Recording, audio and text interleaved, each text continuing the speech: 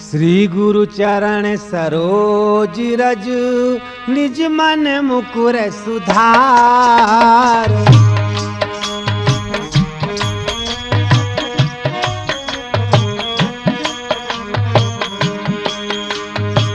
वरुण रघुवर विमल yes जो दायक फल चार।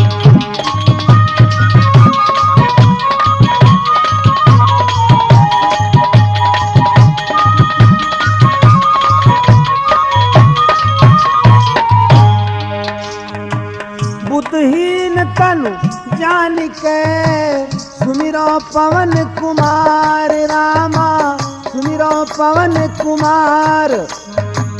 बल बुद्धि विद्या देहु मोहि हरौ कलेश विकार।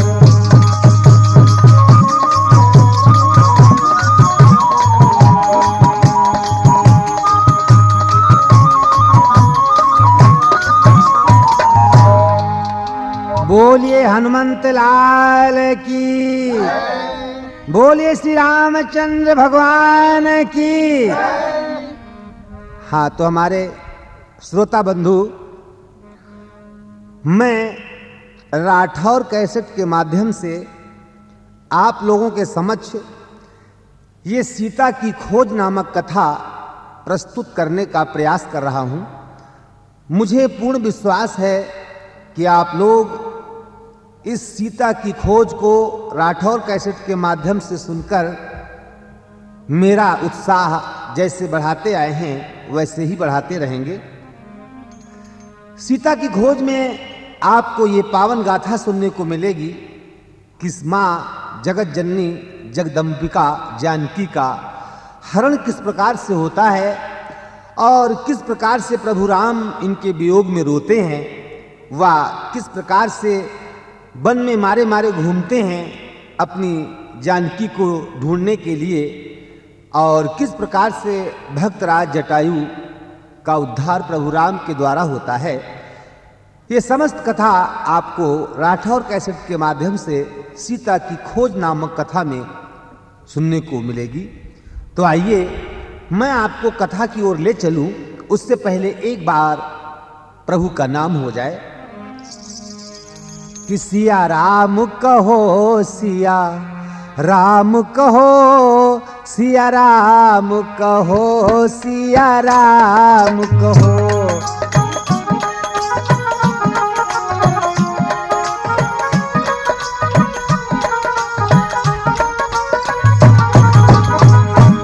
सिया राम कहो सिया राम कहो सिया राम कहो सिया राम कहो।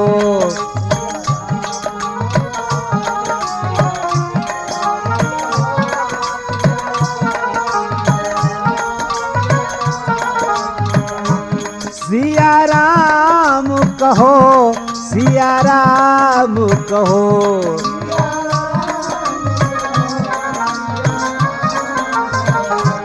राधे श्याम कहो घन श्याम कहो।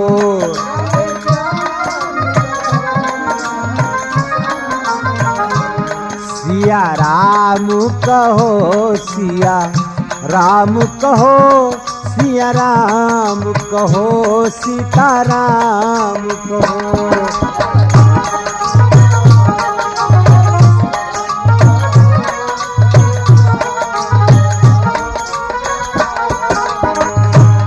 और क्यों कहो, किसी ने सवाल किया तो उत्तर मिला, गजग्राह लड़े जल के भीतर।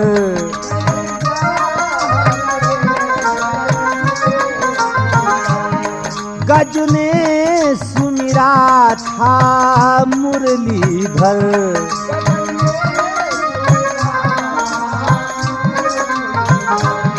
तब आने बचाया गज को था।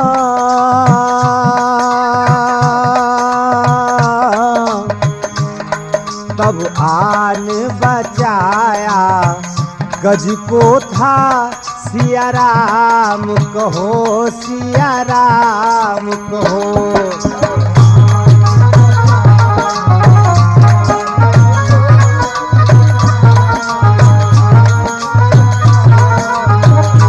सिया राम कहो, सिया राम कहो।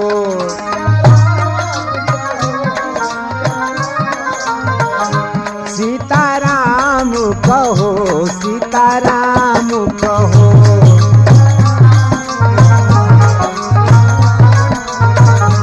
सिया राम कहो, सिया राम कहो।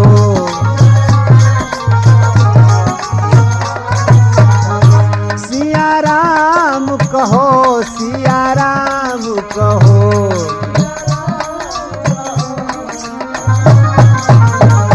सीताराम कहो, सीताराम कहो।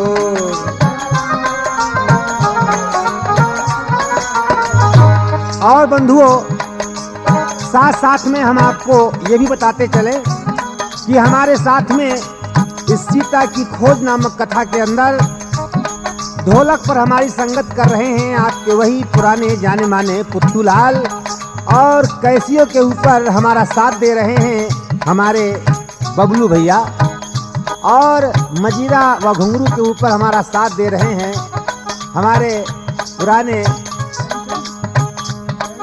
प्रेमचंद चिमटा मास्टर, और लल्लन भैया ये हमारे साथ मजीरा पर साथ दे रहे हैं।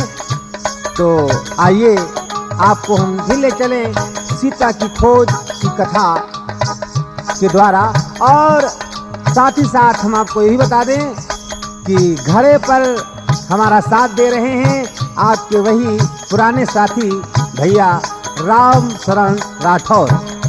सिया राम कहो, सिया राम कहो, सिया राम कहो, सिया राम कहो।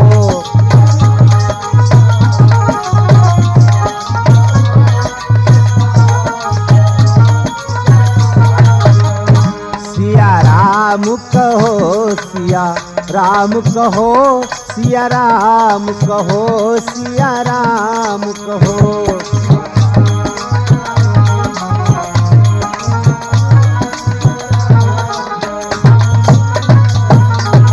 बोलिए हनुमंत लाल की।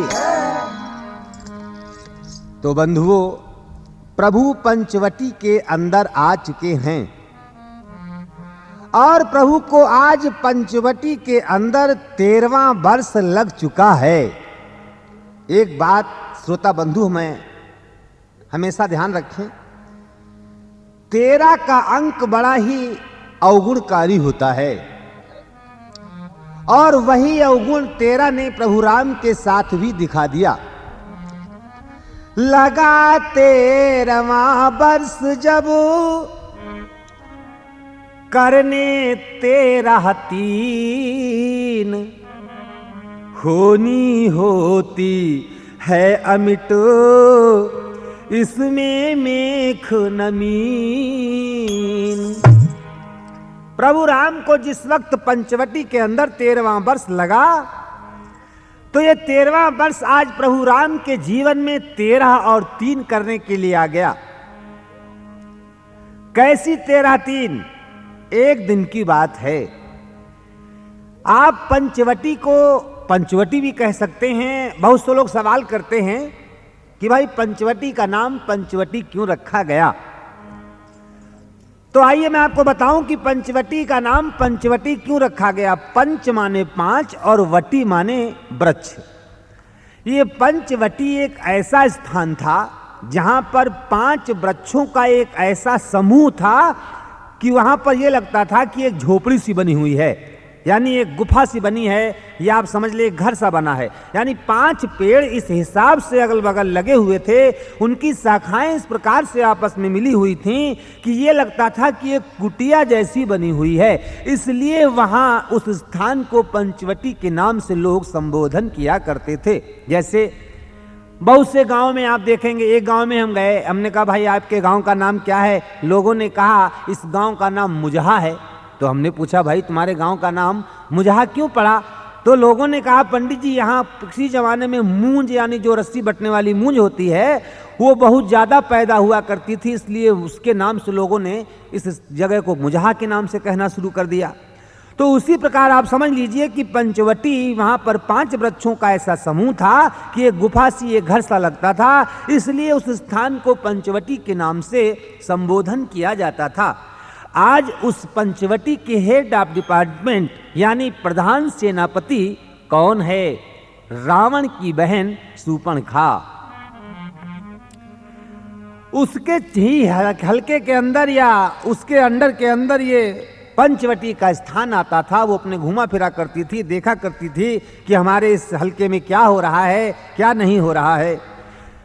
तो बंधुओं, आज जब 13वां वर्ष लगा तो पंचवटी के अंदर आ गई कौन? रावण की बहन शूर्पणखा। आइए अब मैं आपको शूर्पणखा का भी थोड़ा सा परिचय दे दूं। शूर्पणखा का नाम शूर्पणखा क्यों पड़ा? शूर्पणखा का नाम पहले शूर्पणखा नहीं था। लोग ऐसा अपने मन में विचार बनाते हैं कि शूर्पणखा बड़ी बदसूरत थी, बड़ी ही कुडौल थी, लेकिन ऐसा नहीं था। शूर्पणखा का शुद्ध नाम था स्वर्ण धन रेखा, यानी सोने की रेखा के समान चमकने वाली। जिस प्रकार से जिला हरदोई का नाम जहां का राजा हिरण्यकशिप था, वहां का नाम आज भी बताते हैं पुराने बुजुर्ग लोग कि हरदोई का नाम था हरि प्लस द्रोही, क्योंकि वहां का राजा हरि का द्रोही था, इसलिए लोग हरिद्रोही के नाम से कहा करते थे। युग बदला, हरिद्रोही से हरदोई हो गया, और युग बदला तो हरदोई लोग कहने लगे, क्योंकि राज से राम होता है। तो आज भी वही परंपरा चली आती है कि लोग राज शब्द का प्रयोग नहीं करते हैं। उसी प्रकार से शूर्पणखा का शुद्ध नाम था स्वर्ण रेखा, यानी सोने की रेखा के समान वो सुंदर थी। उसके पति का नाम था विद्युत, और विद्युत बड़ा ही चमत्कारी, बड़ा ही होनहार, बड़ा ही बलवान था। एक बार वो जब रावण के माध्यम से समाप्त हो गया विद्युत, शूर्पणखा को बड़ा दुख हुआ कि भैया एक बात बताओ कि जब तुमने हमारे पति का जीवन समाप्त कर दिया है, बिना पति के मेरा जीवन कैसे चलेगा? रावण ने कहा बहन जाओ, मैं तुमको यह आदेश देता हूं कि तुम जीवन में जिसको भी अपना पति चुनना चाहो चुन लो, पसंद कर लो। मैं तुम्हें आदेश देता हूं कि मैं अपनी सहमति से तुम्हारा विवाह उसके साथ कर दूंगी, क्या कर दूंगा।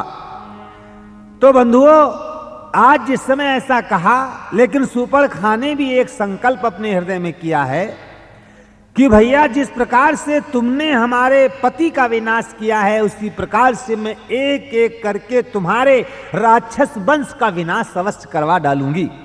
मगर अब ऐसा कोई साथी नजर नहीं आ रहा है जो मदद करे शूर्पणखा को कि वो एक एक करके राक्षसों का विनाश कर डाले। तब तक शूर्पणखा को ये मालूम पड़ा कि राम ने भी ये प्रण किया है कि हम धरती से राक्षसों का विनाश कर डालेंगे। आइए देखिए, अब दोनों के विचार, दोनों का मत, दोनों का संकल्प एक है। शूर्पणखा ने विचार किया है कि मैं राक्षसों का विनाश करवाऊंगी, और राम ने जो है वो संकल्प किया है कि मैं राक्षसों का विनाश करूंगा। अब दोनों मत एक जगह इकट्ठा हो जाते हैं। तो देखिए आगे कहानी क्या हो रही है। शूर्पणखा जब प्रभु राम के पास में आई तो कहने लगी बड़े मीठे वचनों से, बोली मुझसी सुंदरी जग के मध्य न और,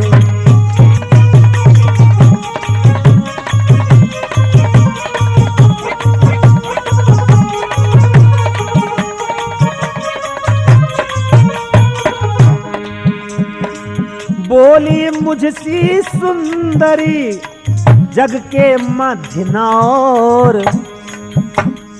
और तुम सा भी सुंदर युवा नहीं किसी भी ठौर।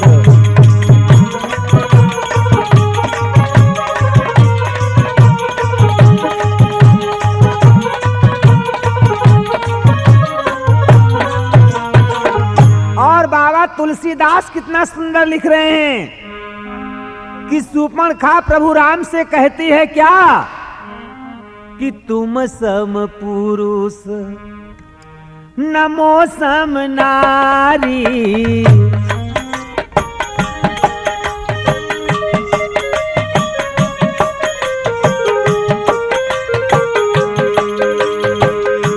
तुम सम पुरुष नमो सम नारी।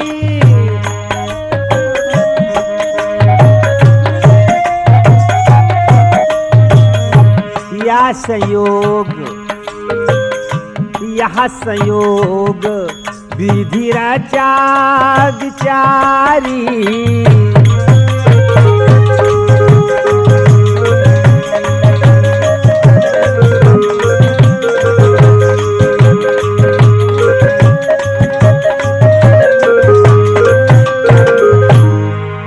शूर्पणखा प्रभु राम से कह रही है क्या कि तुम सम पुरुष नमो सम नारी।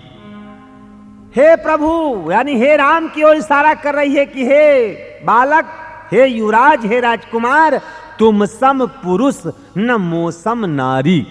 देखिए यहां तक शूर्पणखा प्रभु राम से बिल्कुल अपने जीवन की सत्य गाथा रख रही है। प्रभु राम से शूर्पणखा साफ साफ स्पष्ट शब्दों में बता रही है कि तुम भी विवाहित हो और हम भी विवाहित हैं। वो कैसे कि तुम सम पुरुष।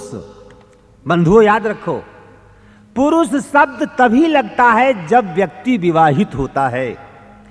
तो आज शूर्पणखा स्पष्ट शब्दों में कह रही है कि राम तुम पुरुष हो, यानी तुम विवाहित हो, तुम्हारी पत्नी जानकी तुम्हारे पड़ोस में बैठी हुई है।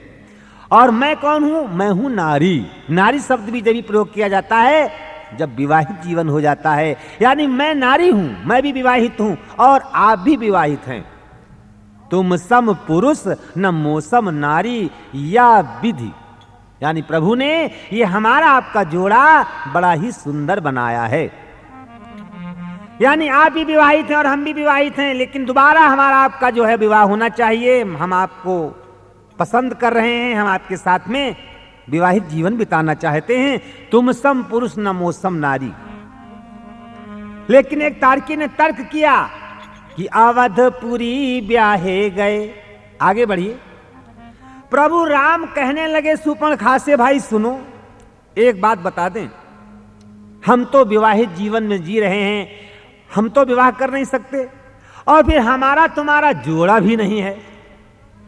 क्यों भाई, जोड़ा क्यों नहीं है? प्रभु राम ने आज अपने बराबर शूर्पणखा को क्यों नहीं समझा? प्रभु बात मार रहे हैं, सत्य मार रहे हैं। कहां राम कहां लंका वाली,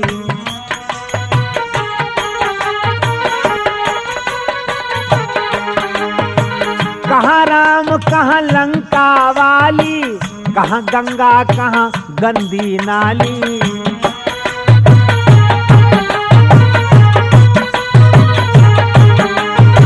कहां राम कहां लंका वाली, कहां गंगा कहां गंदी नाली, कहां अमृत कहां विष की प्याली।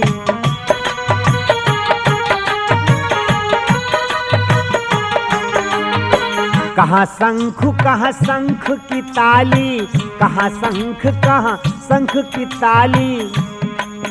तो कहां सोच तुलसी लिख डारी। तुम सम पुरुष नमो सम नारी।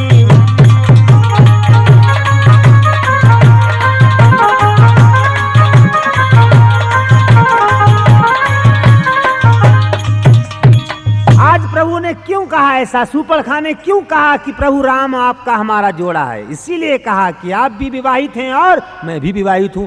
इसके अलावा हमारा आपका जोड़ा इसलिए भी है कि हमारा आपका संकल्प एक ही है। आपने संकल्प किया है कि हम राक्षसों का विनाश करेंगे और हमने संकल्प किया है कि हम राक्षसों का विनाश करवाएंगे। इसलिए भी प्रभु हमारा और आपका जोड़ा है।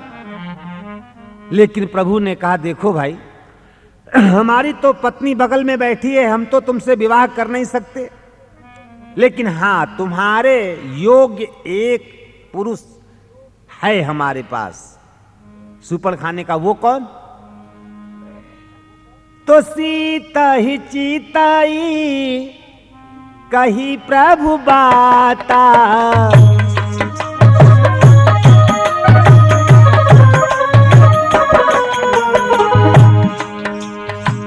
सीतहि चितई कही प्रभु बाता,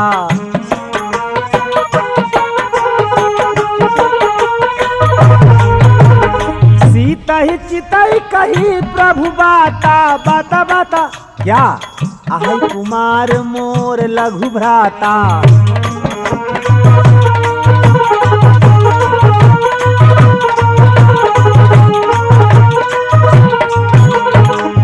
सीतई चितई कही प्रभु बाता, आहै कुमार मोर लघु भ्राता। फिर शंकाकार ने शंका की यहां पर कि प्रभु राम ने अपने छोटे भाई लक्ष्मण को कुमार क्यों कहा, कुंवारा क्यों बताया, जबकि अवधपुरी ब्याहे गए चारों राजकुमार। तब प्रभु क्यों मिथ्या कहो कि लक्ष्मण आहै कुमार। जबकि श्रोता बंधु आप सभी जानते हैं और प्रभु राम खुद जानते हैं कि जनकपुरी के अंदर चारों भाइयों का विवाह हो चुका है। राम की शादी सीता के साथ, लक्ष्मण की शादी सीता की चचेरी बहन उर्मिला के साथ, भरत की शादी मांडवी के साथ और शत्रुघ्न लाल की शादी सुति कीर्ति के साथ जब हो चुकी है, तो प्रभु आज लक्ष्मण को कुंवारा क्यों बता रहे हैं। लेकिन ऐसी बात नहीं, प्रभु ने आज कुंवारा नहीं बताया है, बल्कि प्रभु क्या कह रहे हैं, ऐ शूर्पणखा, जिस प्रकार से तुम विवाहित होकर भी अपने को कुमारी बता रही हो, कुमारी बता रही हो, तो उसी प्रकार विवाहित जीवन होने पर भी मेरे पास एक कुंवारा मौजूद है। या आज प्रभु राम ये कह रहे हैं कि शूर्पणखा, तुम अपने को बड़ा ही सुंदर समझ रही हो, मगर शायद तुमको नहीं मालूम कि मेरा भाई तुमसे कई लाख गुना सुंदर है। और कितना सुंदर है मालूम है? मेरा भाई इतना सुंदर है कि कुमार, कु माने होता है खराब या फीका, और मार माने होता है कामदेव। अब आप लोग जानना चाहेंगे कि भाई मार को कामदेव कैसे माना जा सकता है, तो आप ध्यान करें, रामायण के अंदर सबसे पहले जिस समय देवर्षि नारद जी जा रहे हैं, वहां पर आया है शब्द मार। मार चरित शंकर ही सुनाए,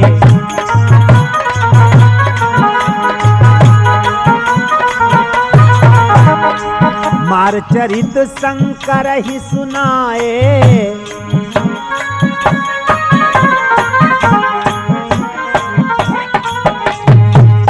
मार शब्द मानी कामदेव। अरे भाई शूर्पणखा, तुम अपने को बड़ा ही सुंदर समझती हो, लेकिन शायद तुम्हें नहीं मालूम कि मेरा भाई इतना सुंदर है कि जिसके आगे कामदेव भी फीके पड़ते हैं, फीके लगते हैं। इसलिए तुम्हारा उसका जोड़ा है, और उसके अलावा तुम्हारा उसका जोड़ा एक कारणवश और भी है। शूर्पणखा ने सर्वप्रथम बताया है, बाबा गोस्वामी तुलसीदास भी बता रहे हैं कि शूर्पणखा कौन है। कौन है आप लोग भी जान लीजिए। शूर्पणखा रावण की बहिनी,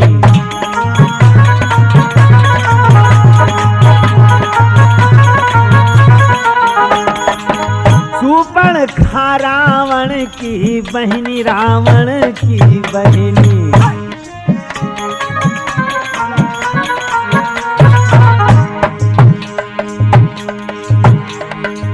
शूर्पणखा रावण की बहिनी, रावण की बहिनी। और सुन लो भैया राम शरण, आप घड़ा बड़ा सुंदर बजाते हैं, मगर हमारी बात भी सुने। शूर्पणखा रावण की बहिनी, रावण की बहिनी। और कौन है? दुष्ट हृदय दारुणी जिमी अहिनी।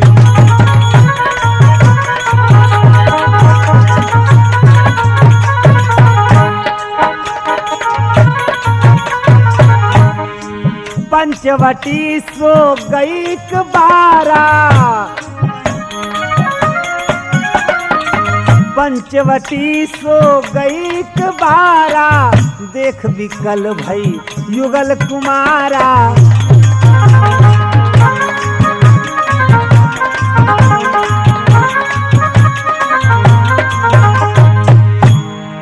शूर्पणखा रावण रावण की बहनी, नंबर 1 तो रावण की बहन है, लंकाधीश रावण की बहन। और उसके अलावा क्या है कि दुष्ट हृदय, अपार दुष्ट हृदय वाली है। और दारू माने जैसे, जिम माने जैसे, अहिनी माने होता है सांपिन। अहिनी माने होता है सांपिन, यानी शूर्पणखा कौन है? रावण की बहन है और सांपिन है, सांपिन। तो अब शूर्पणखा तो है सांपिन, और भैया लक्ष्मण जी कौन है? आप सभी जानते हैं, लक्ष्मण जी शेषावतार हैं, शेषनाग हैं, यानी इधर सांपिन है और उधर सांप है। तो अहि अहिनी, अरे संबंध विधाता, प्रभु राम ये भी तो कह रहे हैं, हे शूर्पणखा अहि अहिनी, अरे संबंध विधाता, इसीलिए आई कुमार मोर लघु भ्राता।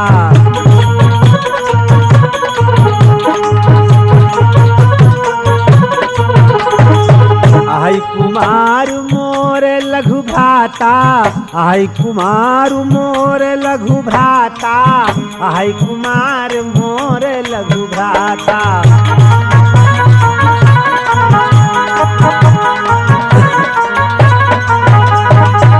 इसलिए भी तुम्हारा उसका जोड़ा जो है बड़ा सुंदर है, इसलिए भाई ये सुंदरी तुम उन्हीं के पास जाओ, यानी वो देखो लक्ष्मण खड़ा हुआ है, वहीं जाओ और उससे अपनी फरियाद सुनाओ। मैं तो फिर एक पत्नीधारी आदमी हूं और मेरी पत्नी बगल में बैठी है, इसलिए मैं तुम्हारा कार्य पूरा नहीं कर सकता। हाँ, मेरे छोटे भाई लक्ष्मण के पास जाओ। शूर्पणखा ने कहा कोई बात नहीं, नहीं राम तो लक्ष्मण के पास जाती हूं। लक्ष्मण के पास पहुंची और कहने लगी, लक्ष्मण से बोली मुझे देखो, अरे क्यों मंद मंद मुस्काते हो।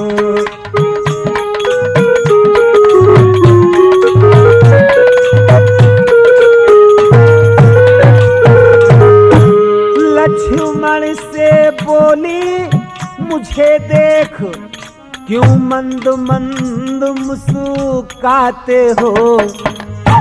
वे तो हैं ब्याहे हुए, वे तो हैं ब्याहे हुए, किंतु तुम कुंवारे अभी दिखते हो।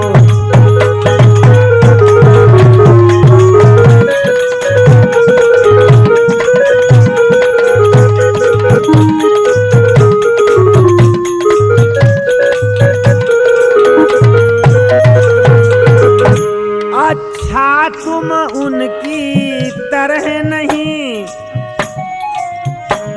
उत्तर देना खुरखुरा मुझे। तुम बने बनो मैं बनी बनूं, तुम बने बनो मैं बनी बनूं, यह जोड़ा भी कुछ बुरा नहीं।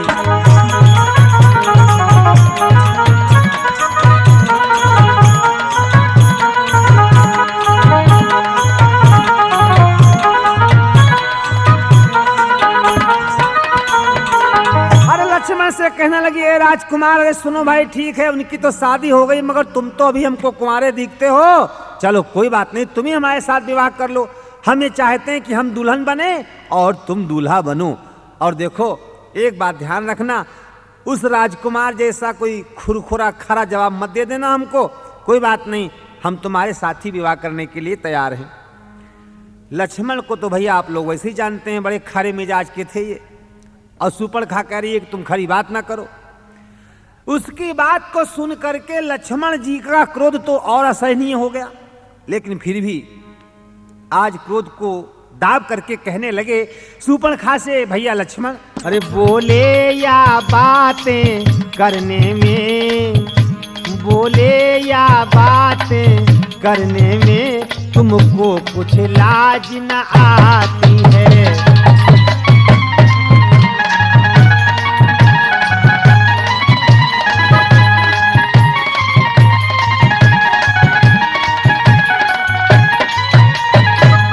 बोले या बातें करने में तुमको कुछ लाज न आती है।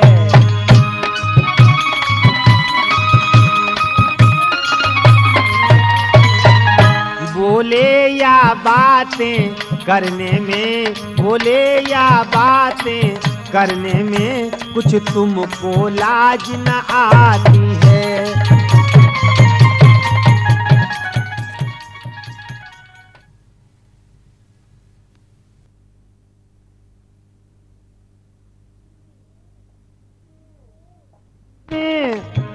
तुझको कुछ लाज न आती है, मुख से यह कहने के पहले, मुख से यह कहने के पहले पापिन क्यों मर नहीं जाती है।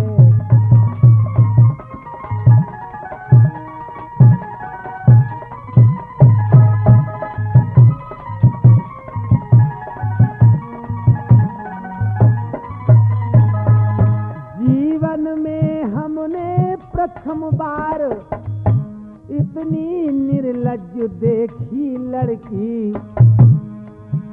है। दिवस आज का बड़ा अशुभ, सन्मुख आई ऐसी लड़की।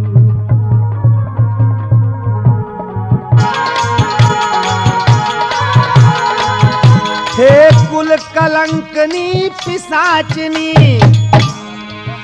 यदि हुआ विवाह नहीं तेरा। भैया पुत्तूलाल, हे कुल कलंकनी पिशाचनी, यदि हुआ विवाह नहीं तेरा तो अपने संरक्षण से कह वह कर दे अब विवाह तेरा।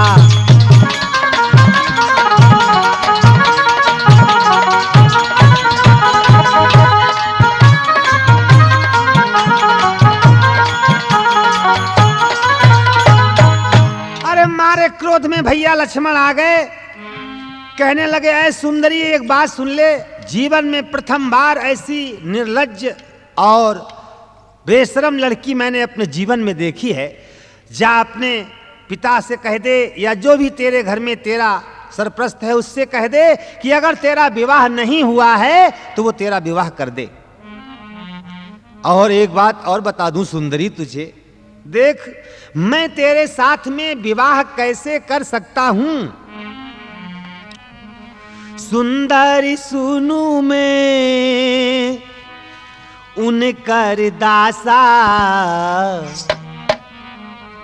सुंदरी सुनी मैं उनकर दासा, पराधीन नहीं तो रे सुपासा।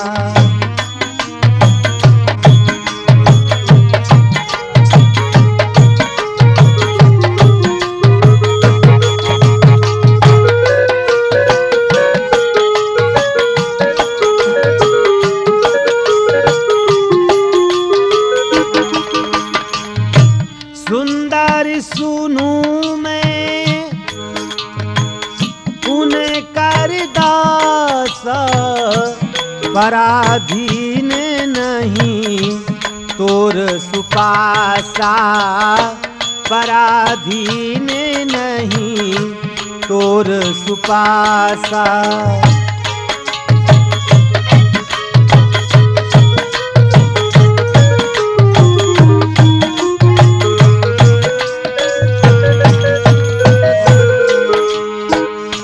प्रभु समरथ को सलपुर राजा, प्रभु समरथ को सलपुर राजा, जो कुछ करें उन्हें सब छाजा।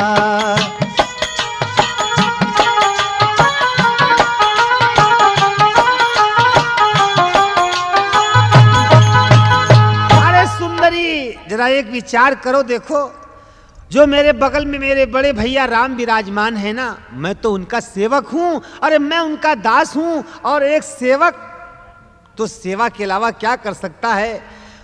किसी ने सत्य कहा है कि पराधीन सपने सुख नाही। अरे दूसरे के अधीन रहने वाले को जीवन में सुख कहाँ मिलता है जब मैं खुद सुखी नहीं हूं। तो ऐ सुंदरी, मैं तुम्हें कैसे सुखी कर सकता हूं। इसलिए जाओ, मेरी राय यही है कि मेरे भैया के पास ही जाओ। वो अयोध्या के राजा हैं, वो जो चाहें कर सकते हैं, चाहे 1 विवाह कर लें या 10 विवाह कर लें। हाँ, वहीं जाओ, वहीं तुम्हारी अभिलाषा पूरी होगी, मेरे पास कुछ नहीं होगा।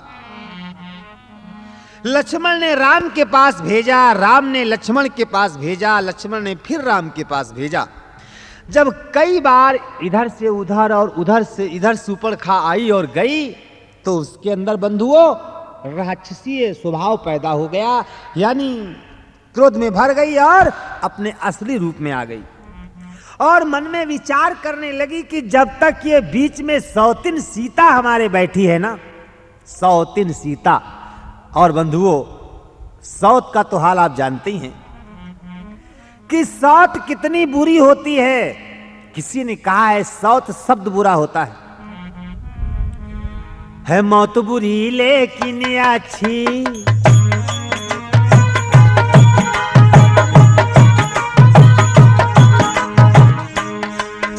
है मौत बुरी लेकिन अच्छी, एक ही बार तो आती है। मौत से सौत 100 तरह बुरी, जीवन भर हृदय जलाती है।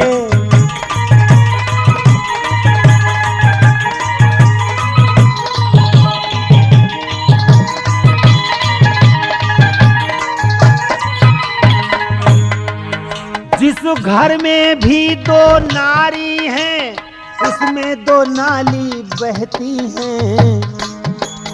जिस घर में भी 2 नारी हैं, उसमें 2 नाली बहती हैं, जो दोनों तरफ निकलती हैं, घर में एक भी न रहती हैं।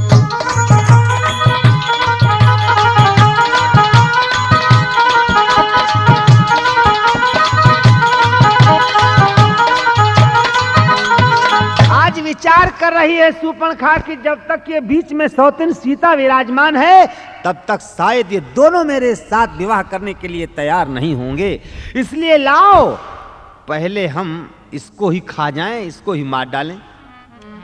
जब ये सीता समाप्त हो जाएगी तो दोनों ही विवाह करने के लिए तैयार हो जाएंगे। इसलिए क्या कर रही है सूर्पणखा? विकट रूप धरते उसे और लगी न कुछ भी देर, माला थी जो फूल की बनी सूल का ढेर। आई सीता के निकट जब वह निज मुख फाड़, सहन न लक्ष्मण से हुई तब उसकी खिलवाड़। जिस समय सूर्पणखा अपने मन में ये विचार बनाती है कि लाओ मैं सीता को खा जाऊंगी, उसी समय प्रभु राम ने लक्ष्मण भैया को इशारा किया। कैसा इशारा? कि झपटी सीता को खा जाऊं,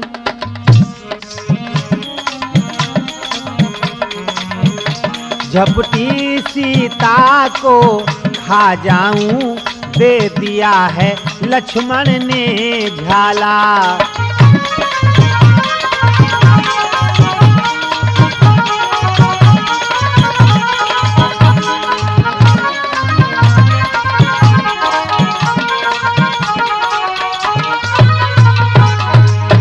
झपटी सीता को खा जाऊं, दे दिया है लक्ष्मण ने झाला।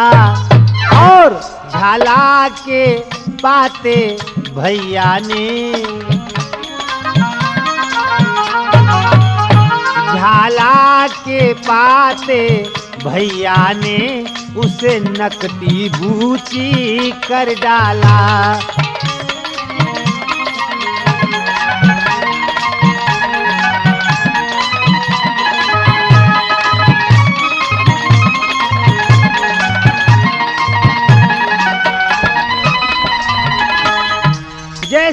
सीता पर झपटती है कि लाओ मैं सीता को खा जाऊं। प्रभु राम फौरन लक्ष्मण भैया को इशारा करते हैं और लक्ष्मण इशारा पाते ही वही करते हैं जो भैया राम की आज्ञा थी, यानी शूर्पणखा के नाक और कान काट डाले।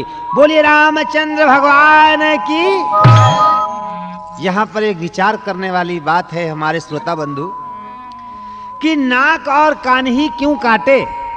देखिए, आपके शरीर में जैसे हमारे प्रेमचंद भैया बैठे हैं, रामशरण भैया बैठे हैं, अभिलाख भैया बैठे हैं, अब इनका मुंह बड़ा सुंदर हो, इनकी आंखें बड़ी सुंदर हो, हैं, और इनकी नाक कटी हो तो कैसे लगोगे भैया आप लोग। या आप लोगों का पूरा शरीर बड़ा बढ़िया हो, हाथ पैर बड़े बढ़िया हो, दांत बड़े सुंदर हो, होंठ बड़े सुंदर हो और कान आपके कटे हो, आप बुच्चे हो तो कैसे लगेंगे। यानी लक्ष्मण विचार करते हैं कि इस नारी ने एक बार हमारे भैया को अपना पति माना है, यानी इसने मनसा विवाह किया है। अब अगर ये और किसी के सामने भी यही जाकर कहती है कि तुम सम पुरुष न मोसम नारी, तो ये तो हमारे वंश पर एक कलंक वाली बात है ना। इसलिए अब मैं इसको इतना क्रूपनी बना दूंगा कि ये कहीं भी जाकर ये कहने योग्य नहीं रहेगी कि तुम सम पुरुष न मोसम नारी। इसीलिए क्या किया, नकटी और बूची बना डाला। नकटी बूची हो करके आज शूर्पणखा पहुंचती है बंधुओं कहां, खर और दूषण के पास। ये खर दूषण जो हैं ये भी रावण के समान ताकत रखते थे और अपनी समस्त सेना लेकर के वहां पर इनकी चौकी थी। जिस समय ये खरदूषण को लेकर के आती है और खरदूषण शूर्पणखा के कहने से बड़ा ही घनघोर युद्ध करते हैं प्रभु राम से, मगर आज प्रभु राम के आगे उनकी एक ना चली और परास्त हो गए। आज जब शूर्पणखा ने देखा कि खरदूषण भी जो हैं समस्त सेना के साथ में आज इन राजकुमारों से पराजित हो गए हैं, अब मैं कहां जाऊं, चल दी अपने लक्ष्य की ओर और कहां पहुंची। देखिए शूर्पणखा, जब खरदूषण का हुआ रण में काम तमाम,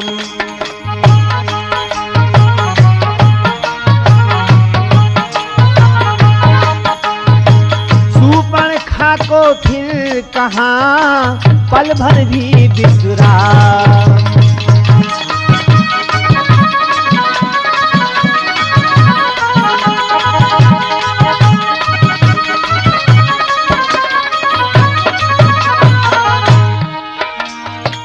जैसे कुंवरी ने दिया अवध प्रदेश उजाड़, भैया अवध प्रदेश उजाड़, यूं ही नकटी बन गई लंका को पतझाड़।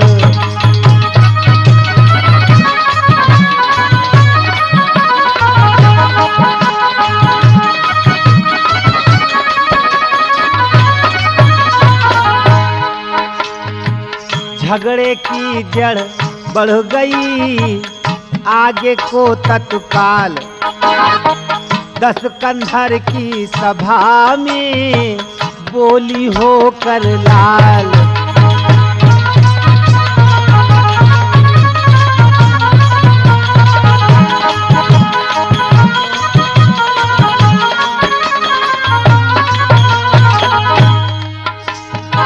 पड़ जाए इस राज पर और ताज पर खाक, तेरे होते कट गई आज बहन की नाक।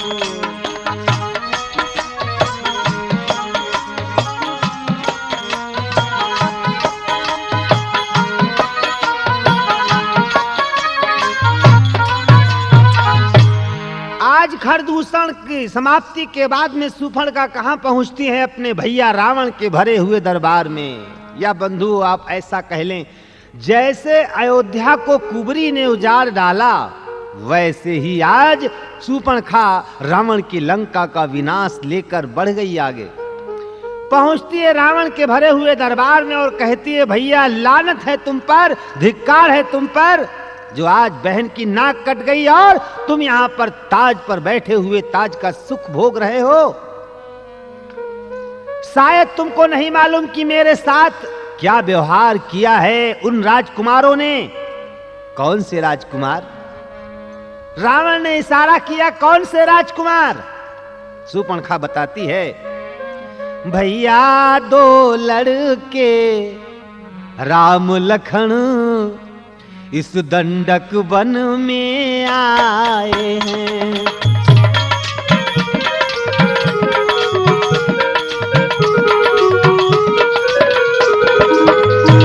भैया दो लड़के राम लखन इस दंडक वन में आए हैं।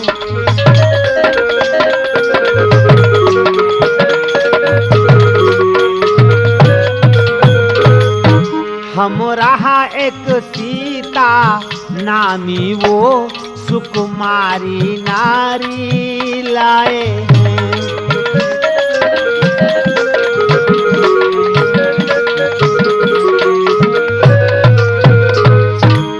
देखिए यहां पर भी एक शूर्पणखा चाल चल रही है। श्रोता बंधुओं, कभी भी याद रखें, जब व्यक्ति अपने मन से हार जाता है तो संसार में फिर उसकी जीत नहीं हो सकती। जब तक मनुष्य का मनोबल ऊंचा रहता है, जब तक उसकी आत्मा मजबूत रहती है, तभी तक वो विजयी रहता है। शूर्पणखा विचार कर रही है कि आज मैं रावण के हृदय को पराजित करूंगी, उसके हृदय में भय पैदा करूंगी राम के प्रति।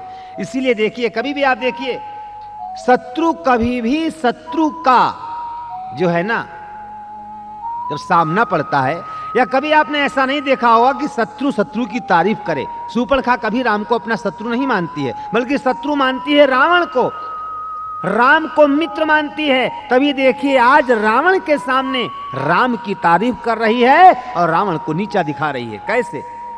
कहा, भैया अपने दंडक वन में पंचवटी के अंदर दो राजकुमार आए हैं। कैसे हैं? तुमसे भी बलवान। अपने भाई को बलवान नहीं बता रही है, बल्कि आज शत्रु को बलवान बता रही है। क्यों? हृदय से शत्रु को मित्र मानती है। कैसे हैं भैया वो? बाके हैं और लड़ाके हैं, गोया शमशीर उन्हीं की है, और यूं पंचवटी में रहते हैं।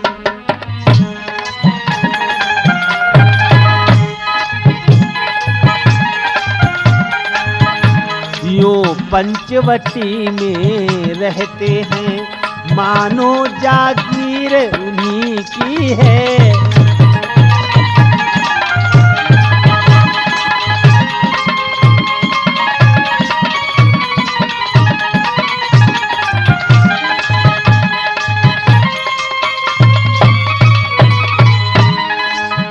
रावण ने कहा कि तुम उधर क्या करने गई थी?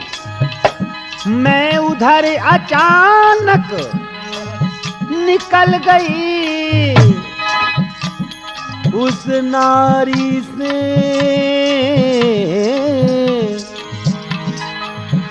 उस नारी से मिलना चाहा। मैं उधर अचानक निकल गई उस नारी से मिलना चाहा, और इतने में छोटे तपसी ने कुछ छल मुझसे कर ना चाहा।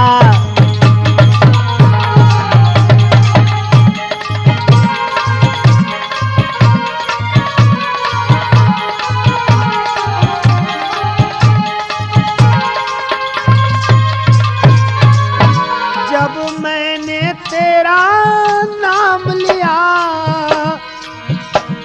सुनते ही उसने दी गाली, और फिर मेरे कान कतर डाले और मेरी नाक काट डाली।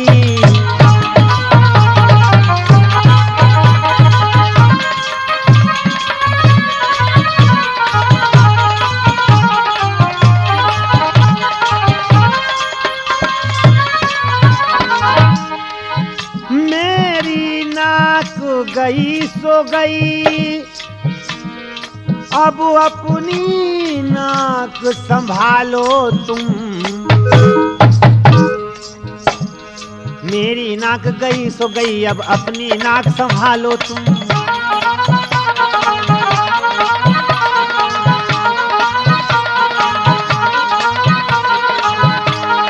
मेरी नाक गई सो गई, अब अपनी नाक संभालो तुम, जो जग में ऊंची नाक नहीं तो नकटा नाम धरा लो तुम।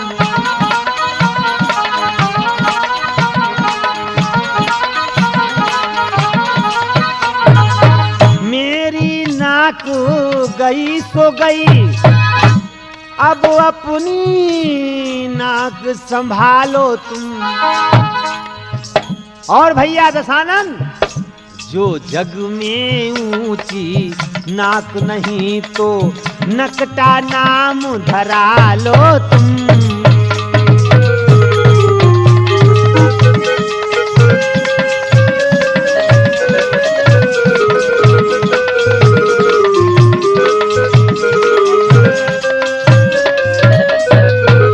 अरे भैया, मैं पंचवटी घूमने जा रही थी, जब मैंने दोनों राजकुमारों को देखा तो मैंने उनसे पूछा, उनका हालचाल पूछा। उन्होंने पूछा तुम कौन हो? मैंने कहा कि मैं दशानन की बहन सूर्पणखा हूं।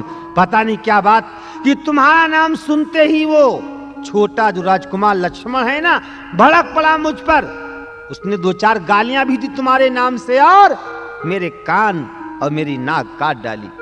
भैया, मेरी नाक चली गई तो कोई बात नहीं, अरे अब अपनी नाक संभालो, और अगर नहीं संभाल सकते हो तो आज से अपना नाम नकटा रखा लो, नकटा। आ गया नाक में दम मेरा, नाकारे तेरी दुहाई है, भगनी की नहीं हंसी है ये, भाई की लोक हंसाई है। अरे मुझे क्या है भैया, मैं तो बहन हूं, अपनी नाक संभालो। दशानन कहलाते हो, लंका के राजा कहलाते हो। जब सूर्पणखा की ऐसे बातें सुनी तो रावण को भी क्रोध आ गया। अरे बहन, तू चिंता क्यों करती है? जिन तपसी बच्चों ने मेरे नाम पर गालियां दी हैं, तेरी ये दशा बनाई है, उनको मैं छोड़ूंगा नहीं। गमनाक न हो तुम उनकी भी मैं नाक नहीं अब रखूंगा।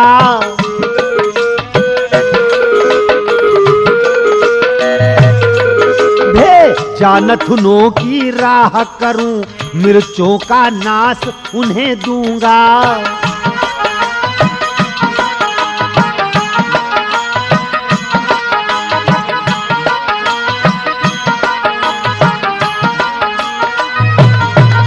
नारी की नाक उड़ाने में होती है नाक नहीं ऊंची,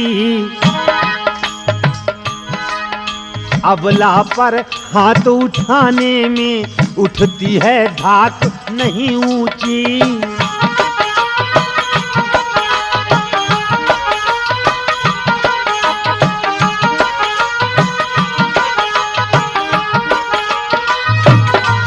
मैं चला नाक की सीधी अभी नाके पर उनको पकड़ूंगा, तेरी आंखों के आगे ही दोनों की नाक रगड़ दूंगा।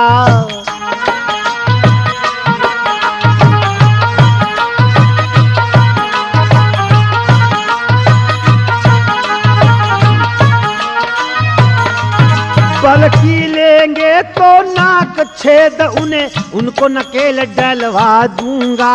यमपुर का नाका दिखला कर बस नाकों चने चबा दूंगा।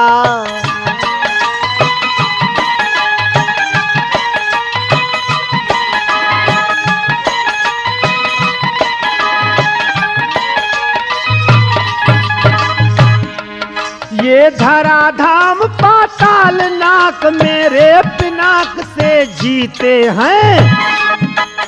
भैंसे मेरे बाघे और बकरी बस एक घाट पानी पीते हैं।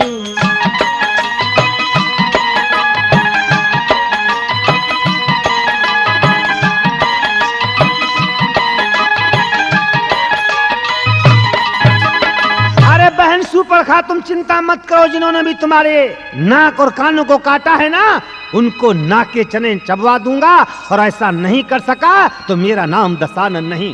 लेकिन बहना एक बात तो बताओ, क्या तुमने खरदूषण से नहीं कहा? क्या उन्होंने संग्राम नहीं किया? कहा भैया मैंने कहा उन्होंने घोर संग्राम किया, लेकिन बड़े अफसोस के साथ कहना पड़ रहा है कि खरदूषण भी उन तपस्वी बच्चों से मारे गए, समाप्त हो गए, उन्होंने भी अपना जीवन खो दिया। रावण 1 मिनट के लिए कांप गया। क्या कहा बहन सूर्पणखा? खर और दूषण दोनों समाप्त हो गए। ओह, रावण अपने हृदय में विचार कर रहा है। तब तो समस्या बड़ी गंभीर है, क्योंकि रावण जानता है खर दूषण मो समबलवंता,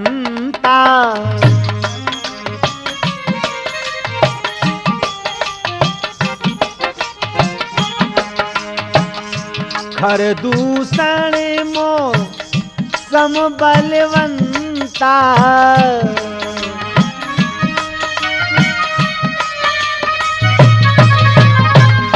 खर दूषण मो समबलवंता, को उन्हें मारे बिन भगवंता।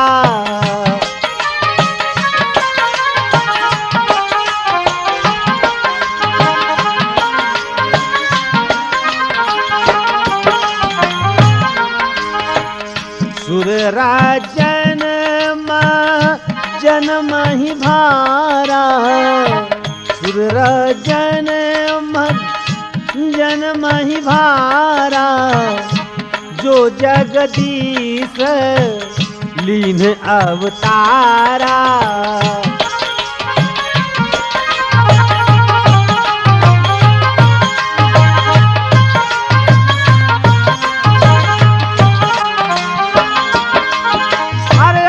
दूषण भी समाप्त हो गए, इसका मतलब संसार का अखंड ब्रह्मांड कोट जगदाधार प्रभु अवतरित हो गया है। तो अब मैं ये करूंगा कि उनसे जाकर मैं शत्रुता लूंगा, शत्रुता मोल लूंगा, और बैर करके अपनी मुक्ति का मार्ग बनाऊंगा। ये विचार करके सूर्पणखा को आज तसल्ली दे करके पहुंच गया रावण। कहां? अपने मित्र के पास, मित्र के पास। और रावण का मित्र कौन है? मारीच, जिसका नाम आप सभी लोग जानते हैं। अपने मित्र मारीच के पास पहुंचता है। इन्हीं विचारों ने किया कुछ क्षण तक आनंद, भक्ति भाव फिर कर लिया मन मंदिर के बंद।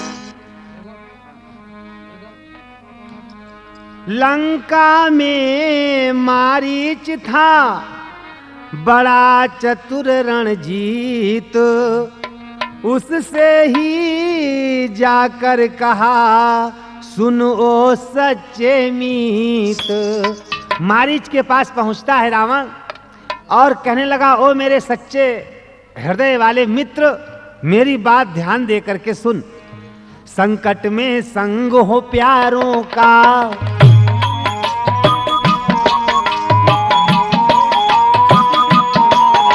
संकट में संग हो प्यारों का, अपने यारों का कर्म यही।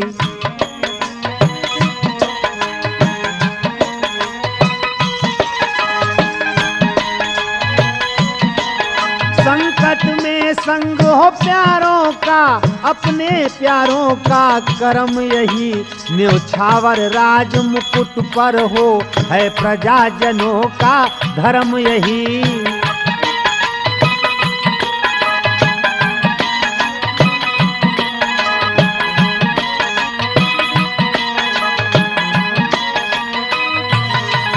दो तपसी लड़कों ने मन में यह करनी बेहुदा की है।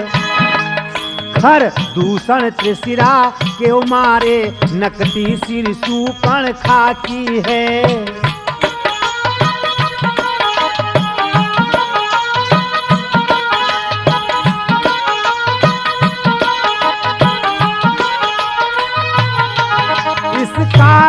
पत्थर का जवाब अब पत्थर से ही देना है। कट गई नाक भगनी की तो भार्या उनकी हर लेना है।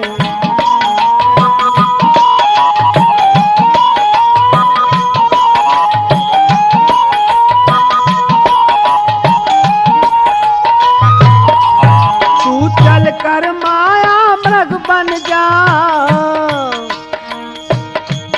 तू चल कर माया मृग बन जा, मैं बाबा जी बन जाऊंगा, मैं बाबा जी बन जाऊंगा।